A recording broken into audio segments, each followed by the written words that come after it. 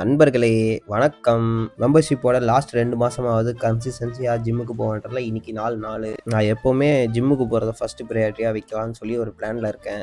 ஏன்னா லேட் ஆச்சுன்னா ஈவினிங் ஆனா வேற ஏதாவது பிளான் வந்துடுது. அதனால தள்ளி போயிடுது, இல்ல ஸ்கிப் பண்ணிடுறேன். பிரேக்ஃபாஸ்ட்டுக்கு நேத்தே குழம்புல இருந்த மீன்லாம் சாப்பிட்டதுனால வறுத்த மீன் தான் இருந்தது. அதனால அது மட்டுமாச்சு கொடுங்க அப்படின்னு சொல்லி சாப்பிட்டுட்டு ஜிம்முக்கு இன்னைக்கு எனக்கு full day weighted pull ups, rows and bicep கல்ஸ்லாம் பண்ணி இன்னைக்கு நல்லாவே ஓடுச்சு. ஆக்சுவலாக weights except weighted pull ups. அப்படியே வீட்டுக்கு போயிட்டு ஒரு அரை ஸ்கூப்பு மில்கில் போட்டு கலக் போட்டு ஒரே கல்ப். இந்த ரோஷன் பையன் வீட்டை ஏதோ ஸ்டூடியோவாக மாற்றணும், அதுக்காக எல்லாத்தையும் க்ளீன் பண்ணணும் வாடான்னு சொல்லி கூப்பிட்டான். போனால் காலையில் நான் எதுவும் சாப்பிடல, வா போய் சாப்பிட்டு வரலான்னு சொல்லி கூட்டின்னு போயிட்டான். எங்கள் வீட்டு பக்கத்தில் ஒரு பார்க் இருக்குது. அந்த பார்க் பக்கத்தில் இருக்க பிரிஞ்சி கடையில் பிரிஞ்சி வாங்கி சாப்பிட்டுட்டு போன பார்க்கை சுற்றி பார்த்துருந்தோம்.